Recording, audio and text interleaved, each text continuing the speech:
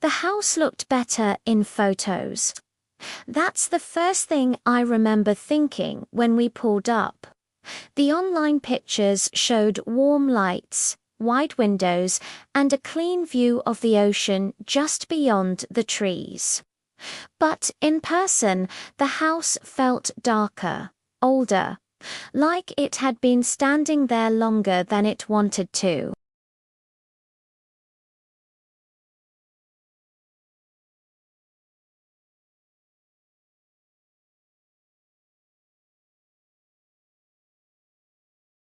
The air smelled of salt and damp wood. My girlfriend went inside first while I unloaded the car. I remember noticing how quiet it was. No traffic, no distant voices, just the ocean somewhere beyond the trees, breathing slowly against the shore. When I stepped inside, the door closed behind me with a heavier sound than I expected.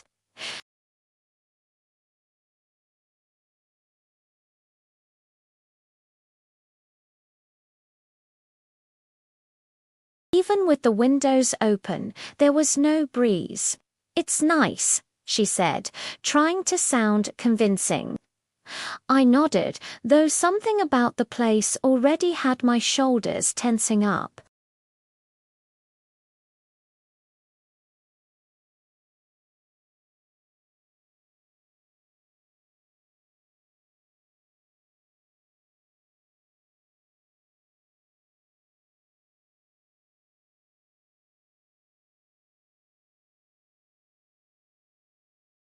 The kind of darkness that absorbs light instead of reflecting it.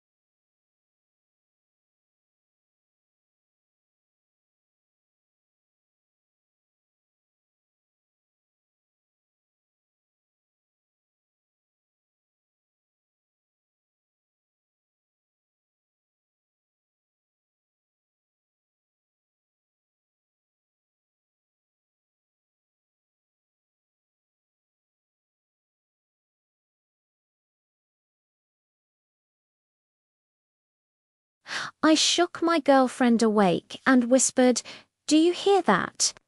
She listened for a moment, then nodded slowly.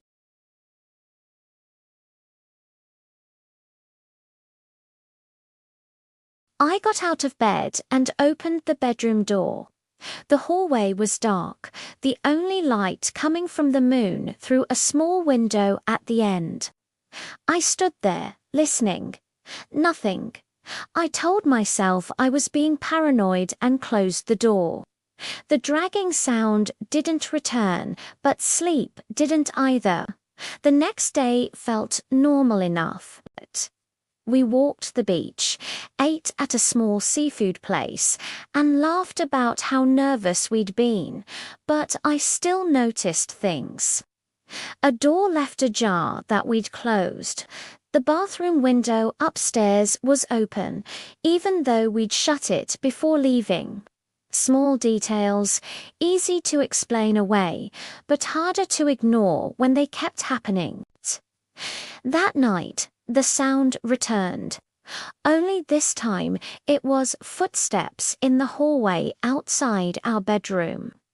Bare feet, slow, careful steps that stopped just outside our door. I held my breath.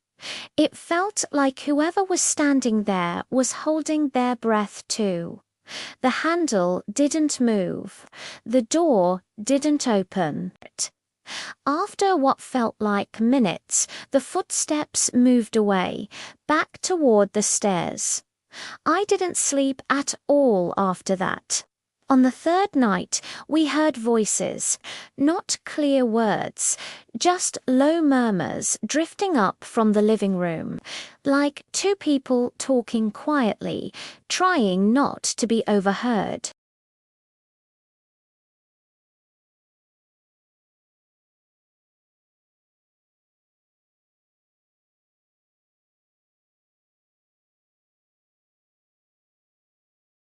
I took a few steps forward, every sense on edge.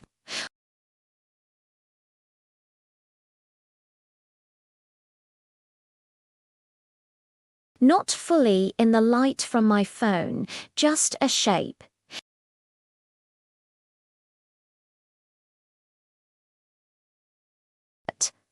After a long, terrifying moment, it stepped backward, disappearing into the darkness of the living room. I didn't chase it. We left at sunrise. We didn't pack properly or clean up. We just grabbed what we could and drove away. Later, when I checked the rental listing again, the house was gone. No reviews, no history. Like it had never even been there. But sometimes when I hear the ocean at night, I still think about that house and how carefully whatever was inside waited for us to notice it. Thanks for listening. If you liked this story, don't forget to hit subscribe for more. I was traveling alone when it happened. It was supposed to be a simple trip, just a short vacation to clear my head after a really rough few months. I picked this small coastal town because it looked so quiet in the photos. Not a lot of nightlife, not a ton of tourists. Just beaches, old streets, and these small hotels that promised peace. The hotel I booked was cheap, but it had great reviews. It was an older building, family-owned, according to the description online. I got there just before midnight, way later than I planned because my bus was delayed. When I walked into the lobby, the lights were on, but the place was completely empty. No receptionist, no other guests, just a little bell on the counter and a handwritten sign that said, "Back in a moment, please wait." So I waited. After a few minutes, an older man came out from a hallway behind the desk. He looked tired, like I'd woken him up, rather than just interrupted him. He asked, "You're checking in?" I nodded and handed him my ID. He didn't smile, didn't make any small talk. He just typed really slowly on this old computer that was humming loudly in the otherwise silent lobby. "You're in room 307, he said, sliding the key across the counter. It was an actual, old-school metal key, not a key card. I asked him casually, "Is there any staff here overnight?" He paused for a second before answering. "No," he said, "not after 1. Something about the way he said it just made me hesitate. "What if someone needs something?" I asked. He looked up at me then, really looked at me, and said, "Most people don't." I took the key and went upstairs. The hallway on the third floor was long and narrow, lit by these yellow lights that flickered a little. The carpet was so thick it muffled my footsteps, making the whole space feel smaller, more enclosed. Room 307 was near the very end of the hall. Inside, the room was clean but super outdated. Heavy curtains, old furniture, the kind of place that had been renovated just enough to stay in business. I locked the door, set my bag down, and sat on the bed. The silence was intense. You couldn't hear any TVs through the walls, no voices, no distant traffic. Just quiet. I took a quick shower, then lay down, scrolling through my phone until my eyes started to get heavy. And that's when I heard the knocking. It was soft, slow, 3 knocks on my door. I checked the time. It was 1:14 a.m. I sat up straight, just listening. The knocking came again. Same rhythm, careful. I walked over to the door and looked through the peephole. There was no one there. The hallway light flickered once. Then it steadied. I told myself it was probably just another guest at the wrong room and went back to bed. But then the knocking came again. This time it was closer. It wasn't at the door anymore. It was coming from the wall right beside my bed. 3 soft taps. I completely froze. The tapping started moving slowly along the wall, like someone was dragging their fingers across it from the other side. It stopped right where my headboard met the wall, and then it just stopped completely. I did not sleep after that. Around 3 a.m., I heard footsteps in the hallway. They were slow, uneven steps, and they stopped right outside my door. I heard a key slide into the lock. My heart was pounding out of my chest. The key turned slightly, then stopped. Whoever it was, they tried again, harder this time. I didn't move. I didn't even breathe. After what felt like an eternity, the key was pulled out, and the footsteps moved away down the hall.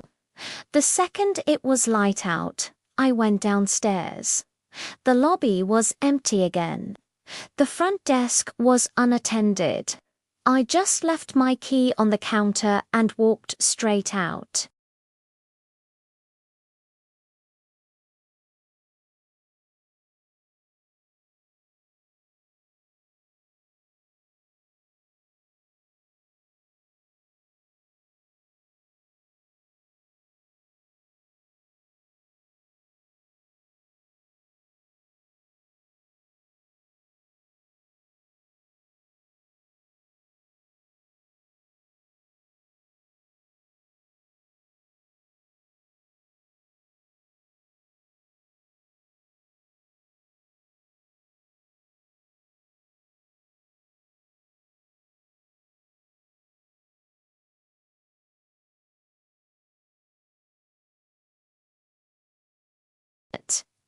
I took the tour because I didn't want to be alone.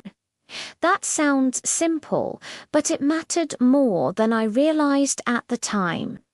I was traveling by myself through a country where I didn't speak the language well, and most days were fine. Busy streets, crowded cafes, enough noise to feel safe.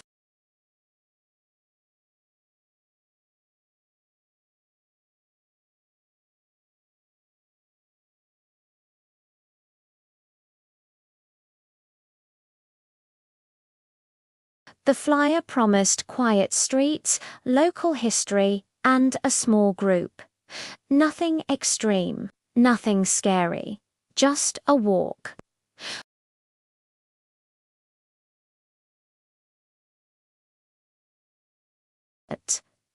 There were 5 of us in total, 4 tourists, including me, and the guide.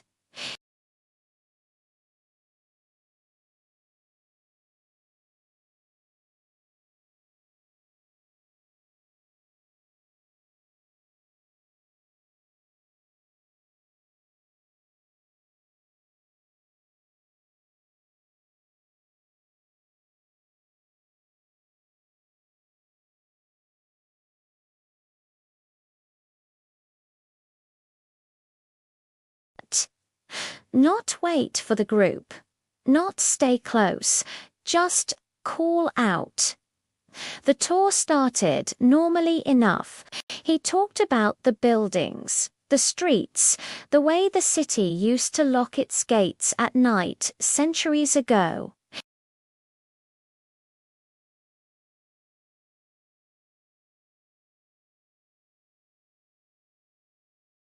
As we walked deeper into the district, the streets grew narrower.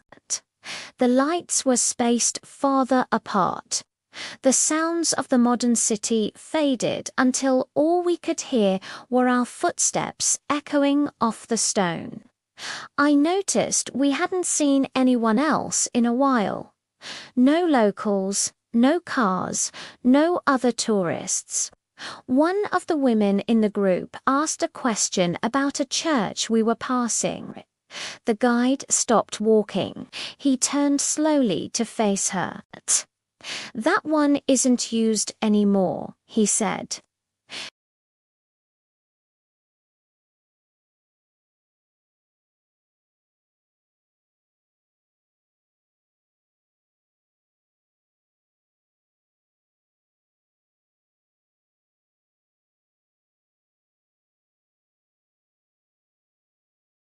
The temperature dropped noticeably as the night went on.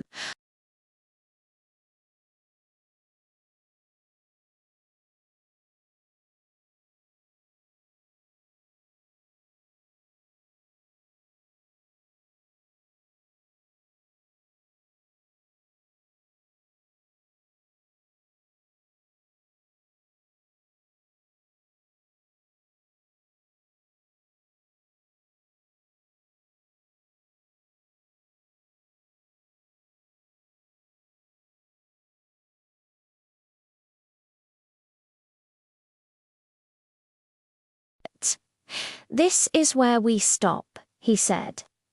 We gathered closer together, uneasy now. The courtyard was circular, enclosed by stone walls on all sides. No visible exits other than the narrow passage we'd entered through. The guide smiled for the first time. It wasn't comforting. "Most people don't get to see this part," he said. "It doesn't appear on maps anymore." "Why not?" someone asked. "Because it's easier if it's forgotten." That was when I noticed something terrifying. The sounds of the city were completely gone. No wind, no distant traffic, not even insects. Just silence. The guide took a step back, putting distance between himself and us. "You can stay as long as you want," he said, "but I won't be walking you out." My chest tightened. "What do you mean?" I asked. He looked directly at me. "Some of you already know," he said. The lights around the courtyard flickered. When they steadied, the guide was gone. Not walking away, not hiding. Gone. We panicked. We ran to the entrance we'd come through, only to find it wasn't there anymore. Just a solid stone wall where the passage should have been. Someone started crying. Someone else started shouting. I forced myself to stay calm, pressing my hands against the stone, searching for anything that felt different. And that's when I felt it. The wall was warm, like skin. We don't talk about what happened after that. Not really. The police report says we were found wandering several blocks away around dawn, disoriented and dehydrated. No mention of a courtyard, no record of a night tour, no guide. I checked the company name from the flyer later. It didn't exist, neither did the website. The phone number was disconnected. But weeks later, while unpacking at home, I found the flyer folded in my jacket pocket. The ink had faded. Only one line was still readable. "If you fall behind, call out I don't travel alone anymore, and I never take tours at night, because some guides don't show you history. They show you where people disappear.